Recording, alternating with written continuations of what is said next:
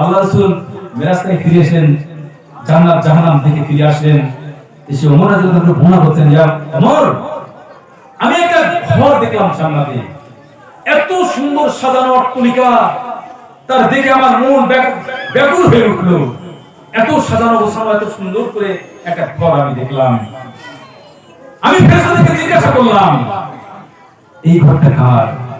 জান্নাতে এই ঘরটা কার? ফেরেশতারা আমাকে বললেন এই ঘরটা আপনার সাহাবী ওমর ফারুক রাদিয়াল্লাহু আনহু। আসসালামু আলাইকুম ওয়া রাহমাতুল্লাহি ওয়া বারাকাতুহু। যারা কোরআনের এই আয়াতটা জানেন না তাদেরকে প্রথমে জানিয়ে রাখি,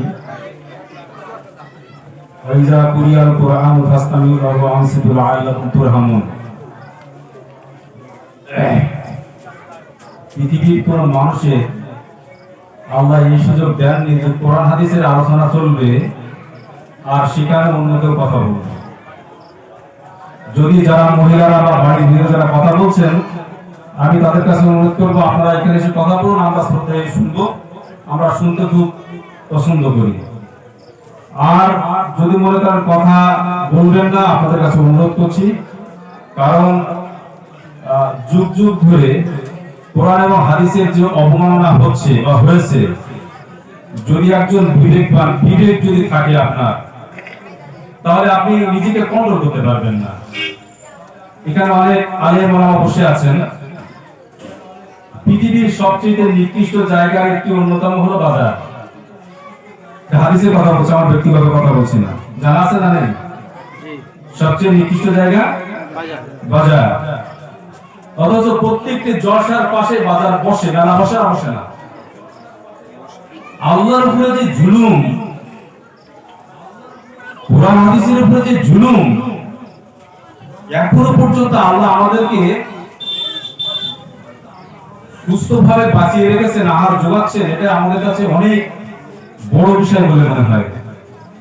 যারা কোরআন হাদিস মানেন না, কোরআন হাদিসের আলোচনা শোনেন না, যারা মুশরিক কাফের, তাদের কথা ছেড়ে দিন। কিন্তু আপনি আজ একজন মুসলিম হিসাবে এগুলো কিভাবে করেন? যে পৃথিবীর সর্বোৎকৃষ্ট আলোচনা কোরআন হাদিসের আলোচনা, নাকি এর বাইরে কিছু আছে? পৃথিবীর সর্বোৎকৃষ্ট কথা হলো আল্লাহর কথা। যেখানে আল্লাহর কথা হচ্ছে সেখানে মেলা দিয়ে আপনি একেবারে ইসলামের সবচেয়ে বেশি অবমাননা করছেন। কথা শুনছেন না? এটা কোরআন হাদিস অত্যন্ত বড় খেলাফ কাজ, আমরা চাই না। আপনারা জানেন, এই প্রতিকারের জন্য আমরা পথ নামা আমাদের। আজকে জলসা কিছুক্ষণ পরেই হয়তো শেষ হবে, কারণ আমরা যার চরিত্র বাস্তবায়ন করার জন্য পথে নেমেছি, তিনি ছিলেন পৃথিবীর সর্বশ্রেষ্ঠ দায়ী। পৃথিবীতে আল্লাহ রাসূলের উপরে আর কোন দায়ী এসেছিলেন বা আসবেন এমন কোন ধারণা আছে? তো তিনি কি করতেন? দিনের বেলা দাওয়াতের কাজ করতেন আর রাতে ঘুমাতেন। আমরা কি করছি এখন? কোথায় সমস্যা দেখেন? সমস্যা কোথায়? কারণ এই কথাগুলো বলবে না, কারণ আমাদের পকেট ভর্তি করার কোনো প্রসঙ্গ আমাদের নেই। কারণ নির্দিষ্ট সত্য কথাগুলো বলতে আমরা আমাদের আছে বলে আমরা মনে করি। তো রাসূল সাল্লাল্লাহু আলাইহি ওয়াসাল্লামের নিয়ম ছিল যে রাতে ঘুমানো, দিনে দাওয়াতের কাজ করা, বা আপনার ঘুমানোর আগে কাজ করা। আমার খুব মনে পড়ে, অনেক জলসাতে অনেক আগে গেছি, এখনো কথা বলছেন, আমি অনুরোধ করছি, মানে আপনারা যারা আছেন কর্মকর্তারা, আমি পূর্বিক অর্থে কোনো বক্তা নই যে আপনাদেরকে খুব বেশি সন্তুষ্ট করতে পারবো। অল্প কিছু সময় থাকবো, আপনাদেরকে শুনতে হবে, কারণ শোনার ব্যাঘাত ঘটানো যাবে না। তো অনেক জলসাতে জীবনের সর্বপ্রথম মুর্শিদাবাদের এক প্রোগ্রামে যে গেছি সন্ধ্যার আগে, গোটা এলাকা ভর্তি মানুষ, আমাকে উঠাচ্ছেন একেবারে রাস্তার শেষ অংশে দিয়ে, ফজরের নামাজ আর হয়তো আজান কিছুক্ষণ বাদ আছে তখন। এটা একটা অভিজ্ঞতা। আরেকটা জলসায় গেছি, সেটা মুর্শিদাবাদ, বেলা 2টা থেকে কেন জলসা শুরু করা হবে না শেষ রাত পর্যন্ত। আপনি বলুন যে দ্বীনের কাজ করবেন, অথচ দ্বীনকে আপনি বিকৃত করবেন, দ্বীনকে মানবেন না, এটা হতেই পারে না। আপনারা যারা মিথ্যা কথা বলা পাপ, মিথ্যা কথা বলা পাপ তো। আপনি আমার সাথে মিথ্যা কথা বললেন, আমি আপনার সাথে মিথ্যা কথা বললাম, এই পাপের কারণে আপনার পাপের পরিমাপ হবে, কিন্তু সম্পূর্ণ জান্নাত জাহান্নাম নির্ধারিত হচ্ছে না। কিন্তু পৃথিবীতে একজন ব্যক্তির কথা যদি মিথ্যা কথা বলেন তার নামে, তাহলে আপনার স্থান জাহান্নাম। তাহলে ধর্মের কাজ করতে এসে বুঝতে হবে এটাই, মূল বুঝতে হবে এটাই, পাপ করার পৃথিবীতে প্রচুর জায়গা আছে, কিন্তু নেকির ময়দানে এসে রাসূলের নাম করে মানুষদেরকে ডেকে, আল্লাহর পথে মানুষদেরকে ডেকে কোরআন হাদিস অবমাননা হবে, এই কথা মেনে নেওয়া যায় না। আপনারা কি বলেন? এই সমাজকে পরিবর্তন করা অত্যন্ত প্রয়োজন বলে আমি মনে করছি। যাই হোক, আমি এই কণ্ঠ শোনার জন্য এতগুলো কথা বললাম, এই কথাগুলো বলার আমার উদ্দেশ্য না। যাই হোক, সর্বপ্রথম সেই মহান রব্বুল আলামিনের প্রশংসা জ্ঞাপন করি, যে মহান রব্বুল আলামিনের প্রশংসা করে আমরা অনাদিকাল ধরে শেষ করতে পারবো না, কোনোমতেই শেষ করতে পারবো না। তিনি এমন একজন স্রষ্টা, সারা পৃথিবীর মানুষ, সে আদম আলাইহিস সালাম থেকে নিয়ে কিয়ামতের সূর্য ওঠা পর্যন্ত যত মানুষ পৃথিবীতে এসেছেন, সমস্ত মানুষ যদি আমরা প্রশংসা করি, আমরা তা শেষ করতে পারবো না। দ্বিতীয় কথা হলো, পবিত্র কোরআনে আপনারা যুগ যুগ ধরে এসেছেন, কোরআনে কতটি আয়াত আছে? 6666। শুনেছেন তো? ওটা কোরআনটা আজকে যে বাড়িতে পড়বেন, ও আয়াতটা পাবেন না আপনারা, ওটা নেই, অত আয়াত নেই। 6239 আয়াত আছে। শুধুমাত্র সূরা ফাতিহার তাফসীর করতে গিয়ে লক্ষ কোটি পৃষ্ঠা নষ্ট হয়েছে। একটি দুটো পৃষ্ঠা নয়, হাজার হাজার পৃষ্ঠা, লক্ষ লক্ষ কোটি কোটি পৃষ্ঠা নষ্ট হয়েছে শুধুমাত্র আলহামদুলিল্লাহি রাব্বিল আলামিনের ব্যাখ্যা করতে। আর অন্য আয়াতের কথা তো বাদই দিলাম। আর এই স্বল্প পরিসরে আপনাদেরকে সব কিছুই বলে যেতে পারবো, বিষয়টা এমনটি নয়। তো যাই হোক, যে মহান রব্বুল আলামিনের প্রশংসা যথার্থ করা আমাদের পক্ষে সম্ভব নয়। আপনি ভাবুন, এক মিনিটের জন্য ভাবুন, গোটা পৃথিবীতে এখন 700 কোটি বা 800 কোটি মানুষ আছে। শুধুমাত্র আপনি মানুষ হিসাবে মানুষের কল্পনা করুন, একটা টিপের সাথে সারা পৃথিবীর কোনো মানুষের টিপে মেলে না। একজনের টিপের সাথে সারা পৃথিবীর কোনো মানুষের টিপে মেলে না। আমার যে চুলের উপাদান, পৃথিবীর কোনো মানুষের এই চুলের উপাদান দিয়ে গঠিত নয়। কি আশ্চর্য বিষয় না? আপনার চোখে যে রেটিনা মনিটা দেখছেন, গোটা পৃথিবী তার সাথে মিলে না।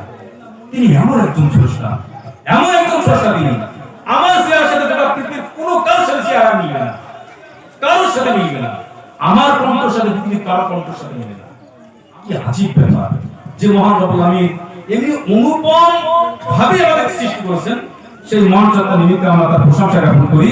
সবাই বলে আলহামদুলিল্লাহ, আলহামদুলিল্লাহ। অতঃপর গোটা পৃথিবীতে আজকে মিডিয়ার মাধ্যম দিয়ে ইসলামকে চেনানোর চেষ্টা করা হচ্ছে। সেই চেনানোর অন্যতম হলো, সবচেয়ে কলঙ্কিত যাকে করার চেষ্টা করা হচ্ছে, সেটা হলো আমাদের নবী সাল্লাল্লাহু আলাইহি ওয়াসাল্লামকে। সারা পৃথিবীতে জুড়ে ইহুদিদের, খ্রিস্টানদের, অমুসলিমদের 90 থেকে 95% মিডিয়া তাদের হাতে। তাদের সর্বসময় চেষ্টা হলো মুসলিমদের পিছনে কাটি দেওয়া। দেখবেন আপনারা, সামান্য কিছু হলে, একটা চোর ধরা পড়লে টায়ার বাস্ট হলে মুসলিমরা সন্ত্রাসী হয়, মুসলিমরা সন্ত্রাসী হয়। হিটলার 60 লক্ষ মানুষকে হত্যা করেছিল, সন্ত্রাসী নয়। এটা ইসলামকে দেখানো হচ্ছে, মুসলিমদেরকে দেখানো হচ্ছে মিডিয়ার মাধ্যমে সবচেয়ে খারাপ জাতি, সবচেয়ে বদ জাতি, সবচেয়ে খারাপ একটা কম মুসলিমরা। আর যাকে সবচেয়ে কলঙ্কিত করার চেষ্টা করা হয়, তিনি হলেন আমাদের নবী সাল্লাল্লাহু আলাইহি ওয়াসাল্লাম। কিন্তু অতীব বড় আশ্চর্যের বিষয় হলো এই, সারা পৃথিবীর সমস্ত সম্পদ, সারা পৃথিবীর সমস্ত মিডিয়া, যার পিছনে রেখে তাদেরকে হেয় করার চেষ্টা করা হচ্ছে, সারা পৃথিবীতে সবচেয়ে ক্রমবর্ধমান হারে যে ধর্মটা বেড়ে চলছে, সেই ধর্মটার নাম ইসলাম, এবং যার আদর্শ গ্রহণ করছে মানুষ, তিনি হলেন নবী মুহাম্মদ রাসূলুল্লাহ সাল্লাল্লাহু আলাইহি ওয়াসাল্লাম। অবাক হয়ে যাবেন, ইংল্যান্ডের সেদিন ইংল্যান্ডের মনে হয় একজন মন্ত্রী বা সচিব পর্যায়ের একজন ব্যক্তি, তিনি 2-1 দিন আগে তিনি ইসলাম কবুল করলেন। গতকাল ইসলাম কবুল করলেন। এটা অস্ত্রের জন্য হচ্ছে না, এটা টাকার জন্য হচ্ছে না, এটা আদর্শের কারণে হচ্ছে। যে নবী মুহাম্মদ সাল্লাল্লাহু আলাইহি ওয়াসাল্লাম আমাদেরকে এমন একটি দিনের মধ্যে রেখে গেছেন, তিনি বলছেন আমি তোমাদের এমন একটি দিনের মধ্যে রেখে গেলাম, রাতটাও দিনের মতো। দিন অর্থাৎ ধর্ম, রাতটাও দিনের মতো। কিন্তু অত্যন্ত আশ্চর্যের কথা হলো এই, সারা পৃথিবীতে সবচেয়ে হতভাগা বর্তমান জাতির নাম মুসলিম। যে সময়ে বর্তমান পৃথিবীর আধুনিক বিজ্ঞানীরা এই স্পেসওয়ে তৈরি করে কয়েকশো মাইল উপরে যে স্পেসওয়ে তৈরি করে সেখানে মানুষ আজকে রাতের পর রাত দিনের পর দিন সেখানে ঘর নির্মাণ করে আছে, অর্থাৎ যান নির্মাণ করে সেখানে আছে। গহীন তলদেশে, নদীর গহীন তলদেশে কি আছে আজকে বিজ্ঞানী হিসেবে দেখতে পাচ্ছে। এটা আজকে বিজ্ঞানের বদলতা আমরা দেখতে পাচ্ছি। সারা পৃথিবীকে একটা হাতের মুঠে এনে দিয়েছে। তারা আজকে আবিষ্কার করে অনেক কিছু পেল। আর হতভাগা মুসলিম আমরা জাতি,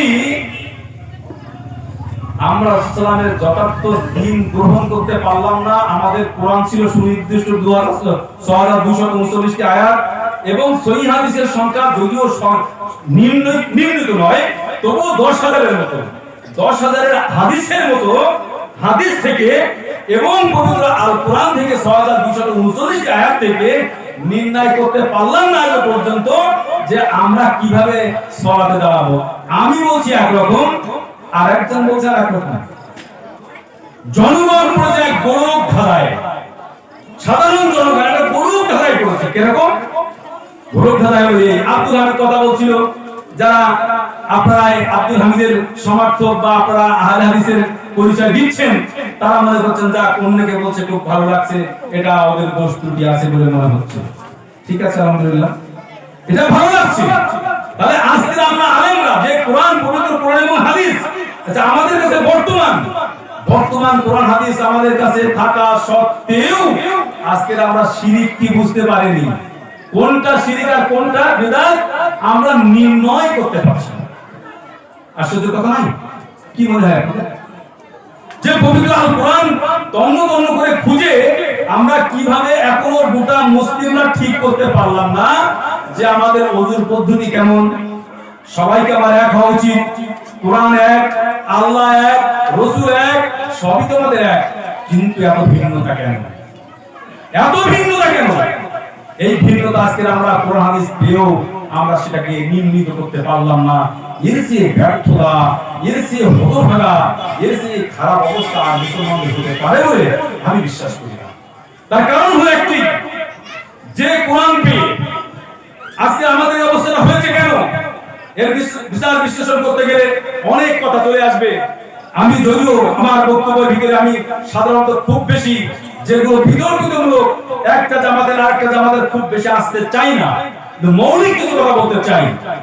কারণ হলো এই, আপনাদের কাছে আমি জিজ্ঞাসা করছি যে একটি জাতি অসভ্য, বর্বর, নিকৃষ্ট জাতি, সেই জাতির অবস্থা যদি গোটা পৃথিবী তদানীন্তনকালের অবস্থা বর্ণনা করি, এক কঠিন এবং ভয়াবহ বাস্তবের মুখোমুখি সেদিন পৃথিবী দাঁড়িয়েছিল। কোন সেদিন প্রমাণ সূর্য এমন ভাবে আলো বিকশিত করলেন যে আলোর রোশনাইতে গোটা পৃথিবী তদানীন্তন সমাজ আলোয় আলোকিত হয়ে গেল। কোন সে আলো? যে আলোর কারণে গোটা পৃথিবী আলোকিত। আজ তদানীন্তন সমাজে এক নাজুক পরিস্থিতি ছিল। কোন সে পরিস্থিতি? যদি বিচার বিশ্লেষণ করি, কয়েকটি ঘটনা আমার অত্যন্ত জীবনকে নাড়িয়ে দিয়েছে, হাদিস থেকে আমার অত্যন্ত নাড়িয়ে দিয়েছে। তার মধ্যে আপনি একবার ভেবে নিন, আজকের পৃথিবীতে এই জায়গায় দাঁড়িয়ে আমরা মানুষের কাছে এটা করতে হবে, ওটা করতে হবে আমরা বলছি, তথাপিও আমাদের কথা যথার্থভাবে সমাজ গ্রহণ করছে না। কিন্তু তদানীন্তন কালের মানুষ যারা ইসলামের সুশীতল ছায়াতলে এসেছিলেন, যাদের কাছে পবিত্র আল কোরআন যাদের সামনে অবতীর্ণ হয়েছে, তারা একটি একটি করে মানুষ আসছেন আর তাদের পাপ গুলো ধরা দিচ্ছেন। আজকে আমাদের সমাজে যদি একটি চোর ধরা পড়ে, কোর্টে যে দেখবেন দুই পক্ষ যখন গন্ডগোল হয়, তখন কোন পক্ষ তো একটি দোষী, কিন্তু এমন ভাবে সলজব করা হয়, মার্ডার করে গেছেন স্বীকার করতে চান না, চুরি করে গেছেন কোর্টের সামনে স্বীকার করতে চান না, পুলিশের সামনে এত মার পিট তারা করেন তারপরও স্বীকার করতে চান না। কিন্তু পৃথিবীতে একটি সময় আমাদের সামনে এসেছিল, সেই দিনটা ছিল এমন একটি সময় মানুষ রাতে অন্ধকারে অন্যায় করেছে, পৃথিবীর কোন চর্মচক্র সেদিন দেখেনি, কিন্তু আল্লাহ রাসূলের কাছে ধরা দিচ্ছেন। শুধু নাজুক পরিস্থিতির একটু বিবরণ যদি আপনাদের কাছে দিই, যদিও আপনারা সবাই জানেন এই ঘটনাগুলি, তবুও বলতে হচ্ছে এই কারণে মহান রব্বুল আলামিন বলছে রাযাক্কির ফাইন্না যিকরা তানফাউল মুমিনিন, উপদেশ দিতে থাকো যদি তাদের কোনো কাজে আসে। আমি আজকে সব কথা বলতে পারবো না, মৌলিক কথাই বলতে চাই। সেটা হলো এই, আপনি ভেবে নিন তদানীন্তনকার অবস্থা ইসলাম কবুল করার পর দাহিয়া কওমি বলে একজন সাহাবী ছিলেন আল্লাহ রাসূলের কাছে এসে বলছেন, ইয়া রাসূলুল্লাহ, আমি যে অপরাধ করেছি আমার জন্য আল্লাহর কাছে ক্ষমা প্রার্থনা করুন, আমার জন্য আল্লাহর কাছে ক্ষমা প্রার্থনা করুন। আল্লাহ রাসূল বললেন, হে দাহিয়া শুনো, ইসলাম কবুল করার পরে তুমি যে অন্যায়গুলো, তুমি যে পূর্বে অন্যায় করেছিলে, সমস্ত অন্যায়গুলো আল্লাহ তোমাকে ক্ষমা করে দিয়েছেন, তুমি যাও বাড়ি যাও। দাহিয়া কওমি কথা কিছুটা সন্তুষ্ট হয়ে পথিমধ্যে কিছুটা বাড়ি গিয়েছেন, আবার তার মনের ভিতর বিদ্বেষ সৃষ্টি হয়ে গেল, আবার ফিরে আসলেন, ইয়া রাসূলুল্লাহ, আপনি আমার জন্য ক্ষমা প্রার্থনা করুন। আল্লাহ রাসূল একই কথা আবার বললেন, দ্বিতীয়বার সে আবার একই কথা বললেন, দাহিয়া কওমি, আল্লাহ রাসূল আমার জন্য ক্ষমা প্রার্থনা করুন। তখন আল্লাহ রাসূল জিজ্ঞাসা করছে, দাহিয়া বলো তুমি কি এমন অন্যায় করেছিলে? দাহিয়া বর্ণনা করছেন, ইয়া রাসূলুল্লাহ, আমি তো সম্মানিত আরবের কুলীন ঘরের সন্তান, আমাদের গৃহে একজন নারী প্রতিপালিত হবে, কন্যা সন্তান প্রতিপালিত হবে, এটা আমাদের কাছে অত্যন্ত লজ্জাস্কর বিষয় ছিল, অত্যন্ত ঘৃণিতকারের কথা ছিল, ইয়া রাসূলুল্লাহ। তাই আমি ব্যবসায়িক প্রয়োজনে আমি যখন চলে গিয়েছিলাম বাইরে, আমার স্ত্রী গর্ভে একটি সন্তান জন্মগ্রহণ করেছিল, ইয়া রাসূলুল্লাহ। আমি তাকে বলেছিলাম, দেখো হে প্রাণপ্রিয়া আমার স্ত্রী, এই সন্তান যখন ভূমিষ্ঠ হবে, যদি সেই সন্তান কন্যা সন্তান হয়, তাকে জীবন্ত মাটি দিয়ে পুঁতে ফেলে দিবে, আর যদি পুরুষ সন্তান হয় তাহলে তুমি তাকে সযত্নে লালন পালন করো। কিন্তু কালক্রমে দেখা গেল সেই সন্তানটি হয়েছে কন্যা সন্তান। মায়ের হৃদয়,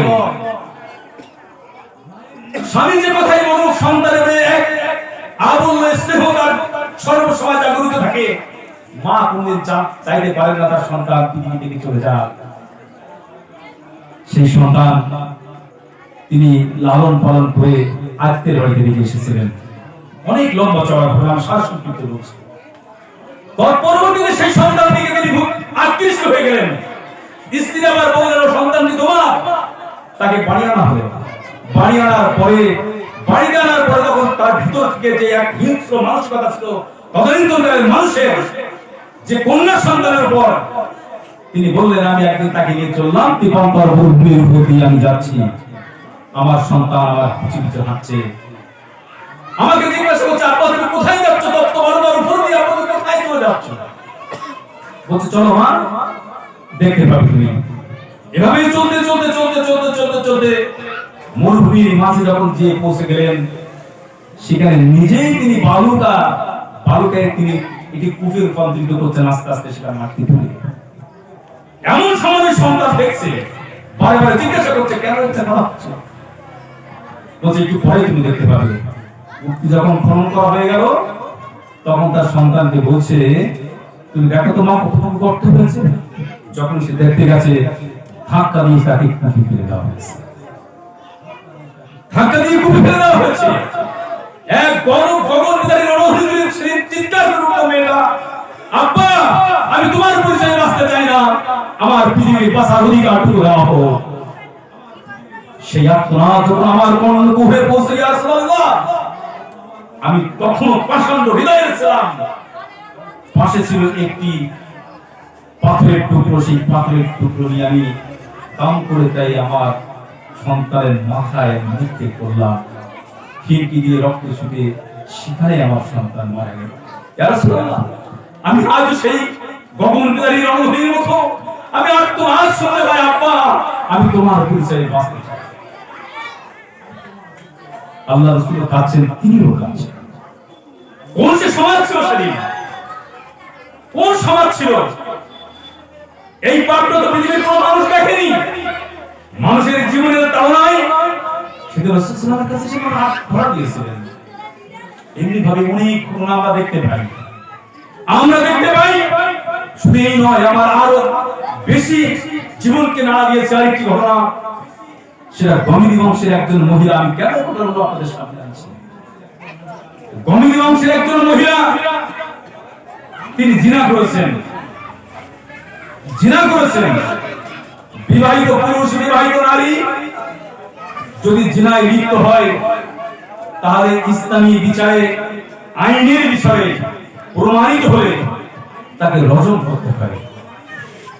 রজমটা বুক পর্যন্ত মাটিতে গেড়ে পাথর দিয়ে ছুঁড়ে ছুঁড়ে মারতে হয়। অনেকের দৃষ্টিতে এটা বিরাট বড় সাজা হতে পারে, কিন্তু মনে রাখবেন, পৃথিবীর যে পাপের যত ভয়ানক, তার সাজাটা বড় কঠিন, কিন্তু সাজাটা কেমন যাচ্ছে বেশি কঠিন প্রমাণ করাটা। আমি সেদিকে যাচ্ছি না। আজকের দিনে এই সমাজে আমরা দেখতে পাচ্ছি, ইসলামের কথা বলছি। একটু ভাই, আমাদের অনেক সংসদীয় ভাই এখানে এসেছেন, আমার পার্সোনাল ঘরে বলছিলেন, ভাই একটু সমাজকে পর্দা করার কথা বিশেষ করে এই ভাই বলছিলেন, আমার একটু আগে বলার দরকার। পর্দা দূরে থাক। আজকের দেশের আইনও আমার জন্য বৈধ করে দিয়েছে পরকীয়া করা। অন্যের স্ত্রী আমি নিয়ে থাকতে পারবো না, সেই স্বামী কিছু বলতে পারবে না, আজকে চলছে। কিন্তু ওই সমাজ, যে সমাজে তদানীন্তনকালে এত পাপাচার ছিল, সে পাপাচারের কথা যদি বলতে চায় দীর্ঘ সময় চলে যাবে। কিন্তু ওই গমিদি বংশের মহিলা, তিনি ইসলাম কবুল করেছেন। কারণ ইসলামের অমীয় বাণী তিনি শুনছেন। অন্যত্র যখন শুনছেন, আলিয়াউমা নাকতিমারা ওয়াইমা তুকাল্লিমুনা আইদিহিম ওয়া তাশহাদু আরজুলুহুম বিমা কানু ইয়াকসিবুন। একজন মুসলমান কোন ব্যক্তি যদি ঈমান আনে আর এই আয়াতটার উপর শুধুমাত্র দাঁড়িয়ে থাকে, তাহলে তার দ্বারা অন্যায় হওয়া অত্যন্ত কঠিন। মহান আল্লাহ বলেছেন, আলিয়াউমা নাকতিমু আলা আফওয়াহিহিম ওয়া তুকাল্লিমুনা আইদিহিম ওয়া তাশহাদু আরজুলুহুম বিমা কানু ইয়াকসিবুন। পারবেন? ঈমান আনার অন্যতম শর্ত হলো এই, কিয়ামতের মাঠে আপনাকে বিশ্বাস রাখা। আর সেই কিয়ামত সম্পর্কে বলা হচ্ছে, সেই কিয়ামতের মাঠে আপনাকে জবানকে বন্ধ করে দেওয়া হবে, হাত ছেড়ে কথা বলবে, পা ছেড়ে সাক্ষী দেবে। এই কথাগুলো কর্ণকুহরে যখন ওই সমস্ত সাহাবীদের কাছে পৌঁছে গেছিল, গমিদি বংশের মহিলাও তিনি শুনতে পেয়েছিলেন। আল্লাহ রাসূলের কাছে ধরা দিচ্ছেন, ইয়া রাসূলুল্লাহ, আমি জিনা করেছি। আল্লাহ রাসূল বারে বারে জিনার কথা তিনি শুনতেই চান না, কোনো মানুষের কাছে শুনতে চাইতেন না। এর অনেক তাত্ত্বিক বিশ্লেষণ আছে। সেই গমিদি বংশের মহিলা বারবার যখন আল্লাহ রাসূলকে বলছেন, বারে বারে ফেরত দিচ্ছেন, আর মহিলা সে বারে বারে বলছে, ইয়া রাসূলুল্লাহ, আমাকে মাইজ বিন মালিকের মতো কি ফিরিয়ে দিতে চান? কারণ তার আগে একজন সাহাবী তিনি ফিরিয়ে দিয়েছিলেন, যদিও তাকেও রজম করা হয়েছিল। ওই মহিলা বলছে, রাসূল যখন বারবার বিশ্বাস করছেন না, বারবার বলা সত্ত্বেও, তখন বলছে, আমি যেটা পাপটা করেছিলাম, সেই পাপের ফসল হিসেবে আমার গর্ভের সন্তান, ইয়া রাসূলুল্লাহ, এই দেখুন আমার গর্ভের সন্তান, আমাকে রজম করুন, আমাকে পবিত্র করুন। দয়াময় বিশ্বনবী সাল্লাল্লাহু আলাইহি সাল্লাম তিনি দেখলেন যে, তিনি বললেন, মহিলা, তুমি বাড়িতে চলে যাও, তোমার সন্তান ভূমিষ্ঠ হলে তারপরে আমার কাছে এসো, কারণ তুমি অন্যায় করেছো, সন্তান কোনো অন্যায় করেনি। আজকের এক শ্রেণীর মানুষ আমরা যুগ ধরে, যারা হয়তো পিতা ছিল না, কোনোভাবে সন্তান জন্মগ্রহণ করেছে, তাকে আমরা জারজ সন্তান বলে গালি দিই। কখনোই দেবেন না, অধিকার ইসলাম আপনাকে দেয়নি, কারণ ওই সন্তানের তো কোনো ক্ষমতা ছিল না। গালিটা কাকে দিচ্ছেন? জারজ সন্তান বলে বিভিন্ন কটূক্তি করা হয়। যাই হোক, দয়াময় বিশ্বনবী শরীফ সেই মহিলাটাকে ফেরত দিলেন। আর মহিলা কাঁদতে কাঁদতে বাড়িতে যাচ্ছেন। কোন সাজা নিচ্ছেন? একটু ভুলেছেন কোন সাজা? যে সাজা নেওয়া বুক পর্যন্ত মাটিতে গেড়ে পাথর দিয়ে হত্যা করবে, পাথর ছুঁড়ে ছুঁড়ে হত্যা করবে, সেই সাজা নেওয়ার জন্য ইসলামের কাছে যাচ্ছেন। দয়ার নবীর কথা শুনে মহিলা বাড়িতে চলে গেলেন। কিছুদিন পরে সন্তান ভূমিষ্ঠ হলো। সেই সন্তান একেবারে শিশু সন্তান নিয়ে আল্লাহ রাসূলের কাছে এসে ধরা দিচ্ছেন, ইয়া রাসূলুল্লাহ, এই আমার সেই সন্তান, যে সন্তানের কথা আপনি বলেছেন ভূমিষ্ঠ হওয়ার পরে নিয়ে আসতে, আমি সেই সন্তানটি নিয়ে এসেছি। ইয়া রাসূলুল্লাহ, আপনি আমাকে এখনই সাজা দিন, আমাকে পবিত্র করুন, পবিত্র করুন। দয়ার নবী বিশ্বনবী আবার দেখলেন যে সন্তান ভূমিষ্ঠ হয়েছে, সদ্যজাত সন্তান, এখন যদি তাকে রজন করা হয়, মায়ের যদি সে দুধ না পায়, তাহলে সে অপুষ্টিতে বিভিন্ন রকমের সমস্যায় ভুগতে পারে। দয়ার নবী সেদিন তাকে বললেন, এ মহিলা, তুমি আবার বাড়িতে ফিরে যাও, যতদিন না পর্যন্ত তোমার ওই সন্তান নিজে থেকে খুঁড়ে খেতে না শেখে, ততদিন তোমাকে রজন করা যাবে না, তোমাকে পবিত্র করা যাবে না। রিপুর তুলনায় অন্যায় করেছে, পৃথিবীর কোন চর্মচক্ষু দেখেনি। আল্লাহ রাসূলের কাছে ধরা দিচ্ছেন কিভাবে দেখুন। সেই মহিলা কাঁদতে কাঁদতে আবার বাড়িতে চলে গেলেন। যত তাড়াতাড়ি নিজেকে পবিত্র করা যায়, যত তাড়াতাড়ি পবিত্র করা যায়, এই লক্ষ্য এবং উদ্দেশ্যকে সামনে রেখে সেই মহিলা তিনি তার স্তন পান করার সাথে সাথে আবার মাঝে মাঝে শুকনো খাবার পর্যন্ত ওই বাচ্চাটার কাছে দিতেন। অতি দ্রুত সেই বাচ্চা যখন খুঁড়ি খেতে শিখলো, আল্লাহ রাসূল সামনে এসে তাকে আবার ধরা দিলেন, ইয়া রাসূলুল্লাহ, এই দেখুন আমার সন্তানের শুকনো খাবার এই রুটি দেওয়া হয়েছে, সে খেতে পাচ্ছে, আপনি আমাকে রক্ষা করুন। দয়ার নবী বিশ্বনবী দেখলেন যে মহিলা ব্যাকুল বেদনায় আর্তনাদ করছে, তিনি নিজেকে পবিত্র করার জন্য, আল্লাহর কাছে পূজা এবং পবিত্র হওয়ার জন্য। তখন তিনি কি করলেন? আল্লাহ রাসূল ঘোষণা করলেন, কেউ কি আছে আনসারদের মধ্যে এই সন্তানটা কি লালন পালন করতে পারে? একজন সাহাবী তিনি তার সেই সন্তানকে নিলেন, আর এই ধনী বংশের মহিলাকে বুক পর্যন্ত মাটিতে গেড়ে তাকে রজন করা হলো, বারে বারে বিভিন্ন দিক থেকে পাথর ছুঁড়ে হত্যা করা হলো। এমন সময় শেষে একেবারেই খালিদ বিন ওয়ালিদ একটি পাথরের টুকরো নিয়ে তার মাথাতে আঘাত করলেন, রক্তের ছিটে দিয়ে ছুটে আসলো তার দিকে, কাপড় দিয়ে গেল। আল্লাহ খালিদ বিন ওয়ালিদ তাকে ভৎসনা করলেন, আল্লাহ থেকে নিষেধ করলেন এবং বললেন, হে খালিদ বিন ওয়ালিদ, আজকে ছেড়ে এমন তওবা করেছে, যদি তদানীন্তনকালে আজকের দিনে সবচেয়ে বড় বড় কাফের মক্কা মদিনার ভিতরে আছে, তারা যদি এই তার যে ক্ষমাটা হয়েছে, এই ক্ষমাটা যদি অন্য কেউ চাইতো, তার চেয়ে বেশি ক্ষমা হয়ে যেত।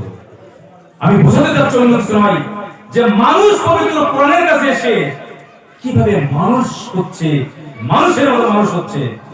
আর আজকের আমরা পৃথিবীর মুসলমান হয়ে পবিত্র কোরআন পেয়ে আমরা প্রকৃত অর্থে মানুষ হতে পারলাম। দুঃখ লাগে, বেদনা হয় যে আজকে আমরা মানুষ হতে পারলাম না। পবিত্র কোরআন আমার কাছে ছিল, পবিত্র হাদিস আমার কাছে আছে, অথচ পরিপূর্ণভাবে আমি মানুষ হতে পারছি না। আজকের এই ব্যর্থতা, আজকে আমাদের এই সমাজকে নিয়ে এই ব্যর্থতা আমাদের থেকেই যাচ্ছে। দুঃখ ভারাক্রান্ত হৃদয় নিয়ে বলতে হচ্ছে যে এই সমাজ আর কতদিন যে আপনি কোরআন আপনার কাছে আছে, সেই কোরআন খুলে আজকে মুসলমানরা দেখার সৌভাগ্য আজকে আমাদের হচ্ছে না। আমি বোঝাতে চাচ্ছি মৌলিকভাবে এই কথা, যে আমরা যত রকমের যে কথাই বলি, যদি একজন এজে প্রকৃত মুসলিম পবিত্র কোরআনের কাছে আছে, হাদিসের কাছে আছে, আমি সব কথা বলতে পারবো না। আপনারা জানেন ওমর ফারুক রাদিয়াল্লাহু তাআলা আনহু তিনি এমন একজন দুর্বৃত্ত মানুষ ছিলেন, আল্লাহ রাসূলকে মারার জন্য যখন জলদ গম্ভীর আবু জেহেল ঘোষণা করছে, আবু জেহেল ঘোষণা করছে, এই আছে সেই আমাদের মধ্যে নরসাদ বলকে নেই যে মুহাম্মাদের কল্যাণকে আমার সামনে উপহার দিতে পারে। ভোট জুড়ে সেদিন ওমর ফারুক রাদিয়াল্লাহু তাআলা ভোট জুড়ে বলেছিলেন, আমি পারবো, আমি যাচ্ছি তাই কল্যাণ করে দিতে। কিন্তু দেখুন তো, ওমর ফারুক রাদিয়াল্লাহু তাআলা আল্লাহ রাসূলের মাথাকে কেটে আনতে গেলেন, আর যখন যাচ্ছেন আল্লাহ রাসূলের ওই আল্লাহর পক্ষ থেকে বাণী যখন পাঠ করে শোনানো হচ্ছে তার বোনের ঘরে, তখন প্রথমে তার দিমাগে ঢুকলো, মগজে ঢুকলো, তার ভিতরে চিন্তার উদ্রেক হলো। সেই মানুষটা এত মানুষের মতো মানুষ হলেন, কোন সে মানুষ? রাতের অন্ধকারে যিনি শাসক হিসেবে গোটা পৃথিবীর নমুনা তৈরি করলেন, তিনি রাতের অন্ধকারে কার বাড়িতে খাওয়া হচ্ছে না হচ্ছে সেটাও তিনি অবলোকন করতেন। শুধুমাত্র দেখুন তো কেমন মানুষ হলেন।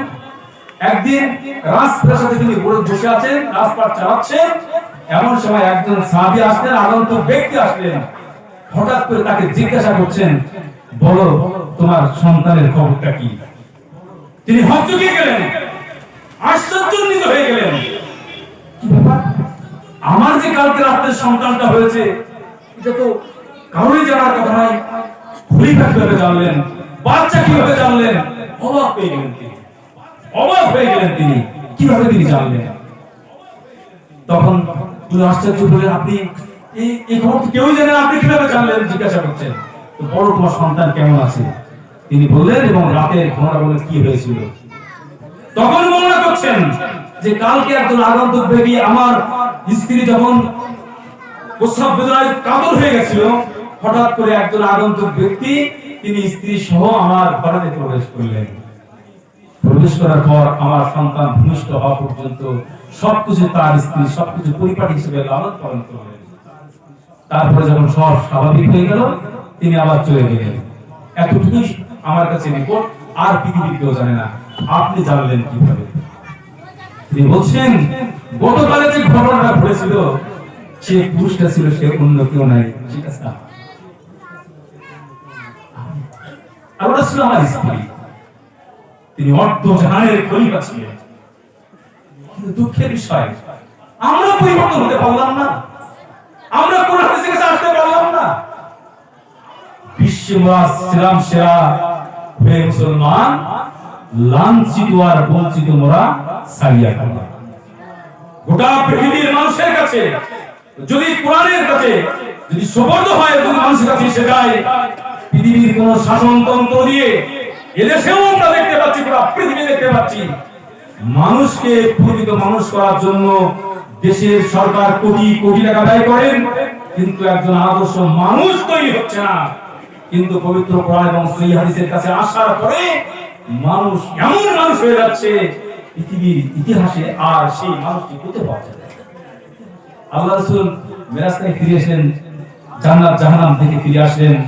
এসে ওমর রাদিয়াল্লাহু আনহু বর্ণনা করতেন, ইয়া ওমর, আমি একটা ঘর দেখলাম জান্নাতে, এত সুন্দর সাজানো অট্টালিকা, তার দেখে আমার মন ব্যাকুল হয়ে উঠলো। এত সাজানো গোছানো, এত সুন্দর করে একটা ঘর আমি দেখলাম। আমি ফেরেশতাদেরকে জিজ্ঞাসা করলাম, এই ঘরটা কার? জান্নাতে এই ঘরটা কার? ফেরেশতারা আমাকে বললেন, এই ঘরটা আপনার সাহাবী ওমর ফারুক রাদিয়াল্লাহু তাআলা আনহু রিজার্ভ করেছে। ওমর, তোমার সম্মানের দিকে তাকিয়ে, তোমার মর্যাদার দিকে তাকিয়ে আমি ওই ঘরটাতে ঢুকতে লজ্জা বোধ করেছিলাম। ওমর যখন খাচ্ছেন, বললেন, ইয়া রাসূলুল্লাহ, আপনি একবার আমার ঘর থেকে ঘুরে আসলে আমি ধন্য হয়ে যাব। কোন মানুষগুলো? কোন সে মানুষগুলো? মানুষের মতো মানুষ আমরা হতে পারলাম না, ব্যর্থতা আমাদের। সংক্ষিপ্ত পরিসরে আপনাদের কাছে আমার এতটুকুই অনুরোধ যে আপনি যদি প্রকৃত অর্থে মানুষ হতে চান, গোটা পৃথিবীকে যদি মানুষ করতে চান, তাহলে পবিত্র কোরআনের কাছে আসুন, কোরআনটা পড়ুন, কোরআনটা দেখুন। যদি আপনি পড়তে পারেন, দেখতে পারেন, আমি দৃঢ় বিশ্বাসের কথা বলছি, ঈমান যদি আনতে পারেন, আজকে সেই কোরআন আমাদের কাছে আছে, যে কোরআন পেয়ে ওই সমস্ত মানুষগুলো মানুষ হয়েছিল।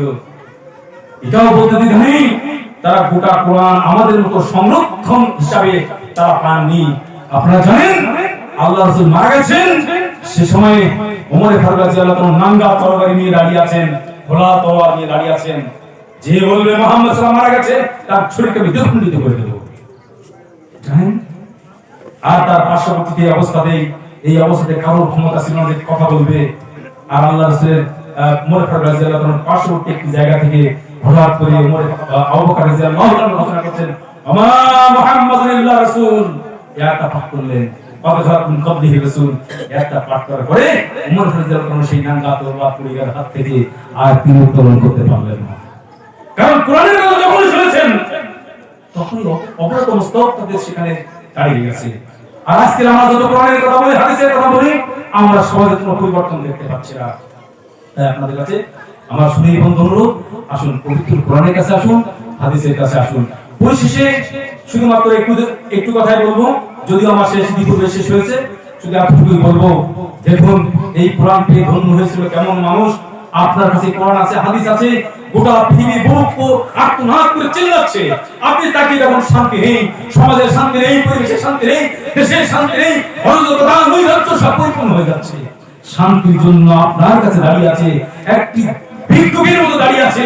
যদি কোরআন এবং হাদিস আপনার কাছে থাকে, শান্তির জন্য দাঁড়িয়ে আছে। আপনার সে দায়িত্ব নিতে হবে আমাদের। দায়িত্ব নিতে হবে আপনাদের। যদি দায়িত্ব না নেওয়া হয় তাহলে এই জীবন ব্যর্থ, আখিরাতের জীবন ব্যর্থ।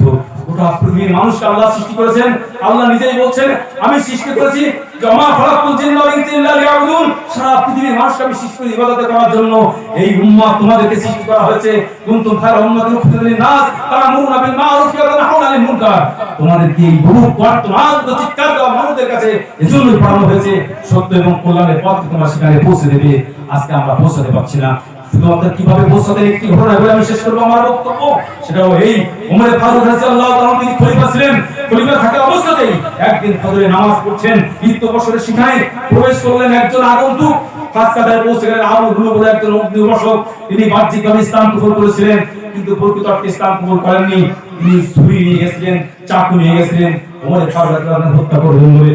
আল্লাহ তখন তিনি ইমামতি করছেন, ঠিক সেই সময় অবস্থাতেই তিনি 9 কোথাও 6 কোথাও 9 কোথাও 12 এমনি ভাবে মনে আসছে তাকে ছুরির আঘাতে একেবারে ক্ষতবিক্ষত করে দিলেন, রক্তে রঞ্জিত করে দিলেন।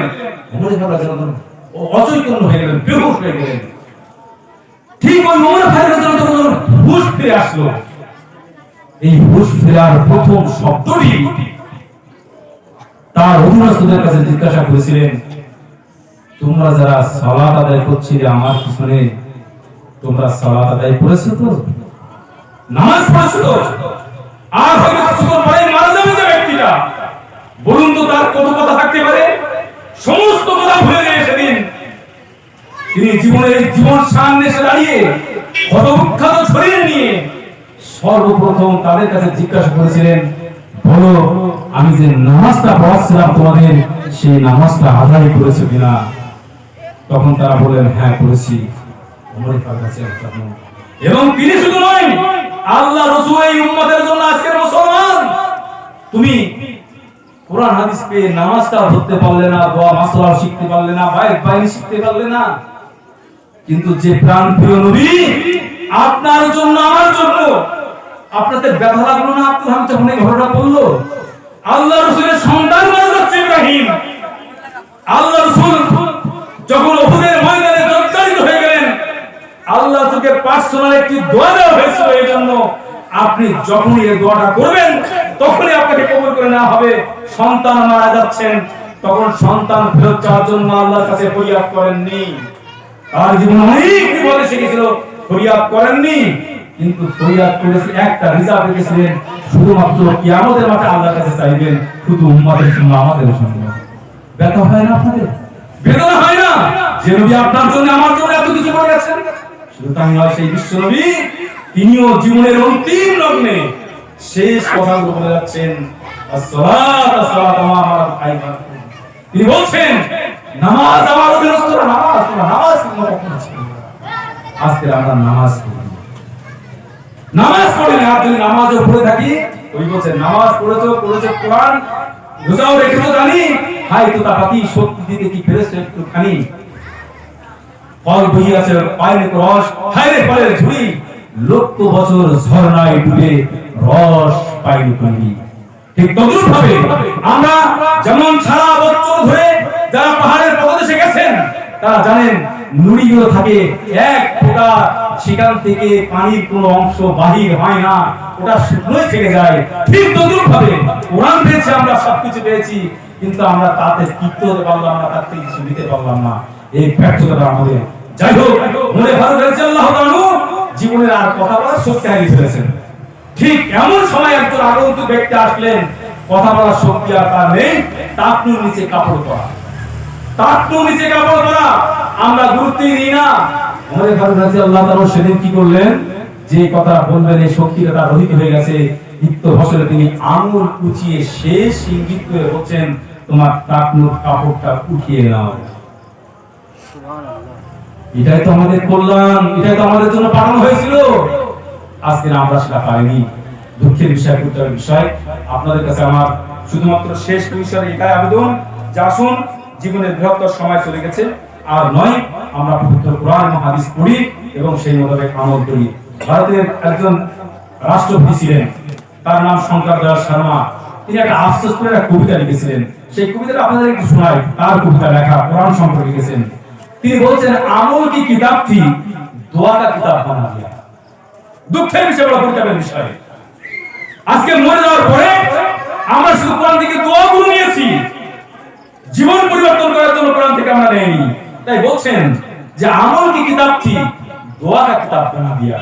আবার বলছেন समझने की किताब थी, पढ़ने का किताब बना दिया। এটা বোঝার কিতাব ছিল, জেনে শুনে বোঝার দরকার ছিল কোরআনটাকে।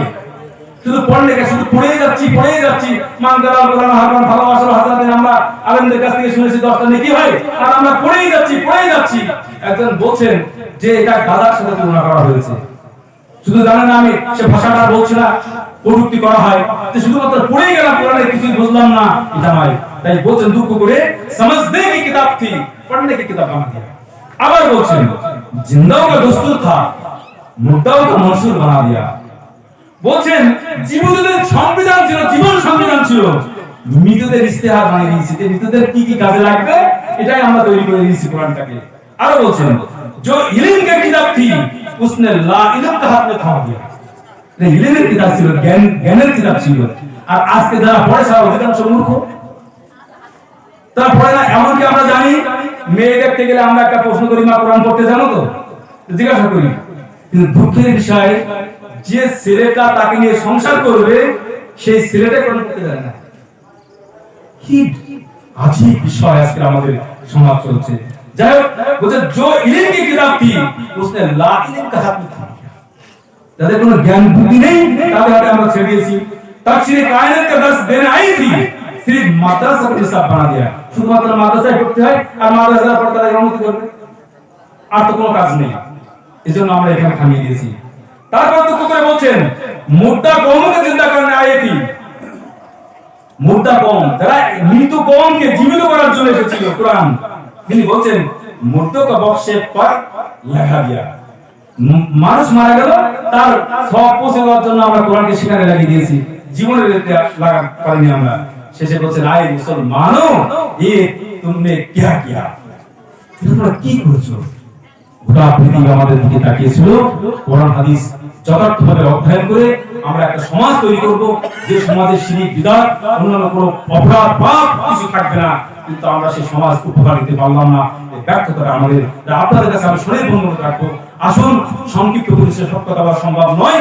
আর আমার বক্তব্যের মূল বিষয় হলো যে আপনি যদি কোরআন এবং হাদিসের কাছে আসেন, তাহলে আপনাকে কি করতে হবে? আপনাকে ওই রাত জেগে তাহাজ্জুদ পড়তে হবে কি হবে না, এটা আপনি ভেবে নেবেন। আপনাকে কিভাবে ঈমান আনতে হবে, কিভাবে সালাত আদায় করতে হবে, আপনাকে সেদিকে ধাবিত করবে। যদি আপনি কোরআন পড়েন, হাদিস পড়েন। আর যদি না পড়েন, আজকে হাদিস কোরআন না পড়ার জন্য অনেক ভাবে চলছে ইসলামের মধ্যে। কোরআন হাদিস মসজিদে পড়া দেওয়া যাবে না, দাস দেওয়া যাবে না, এই কিতাব পড়তে হবে, কিতাব পড়তে হবে। ছেড়ে দিন সব। কোরআন ছাড়া পৃথিবীর কিছুই নেই। মানুষকে যথার্থ মানুষ তৈরি করতে পারে, হাদিস তৈরি করতে পারে। আপনাদের কাছে আমাদের অনুরোধ, আসুন পবিত্র কোরআন এবং সহিহ হাদিস অধ্যয়ন করি এবং আমাদের ব্যক্তি, পরিবার এবং সমাজ এবং রাষ্ট্র তৈরি করে আল্লাহ আমাদের সেই তৌফিক দান করুন। আমিন। ওয়া আখিরু দাওয়ানা আলহামদুলিল্লাহি রাব্বিল আলামিন। আসসালামু আলাইকুম।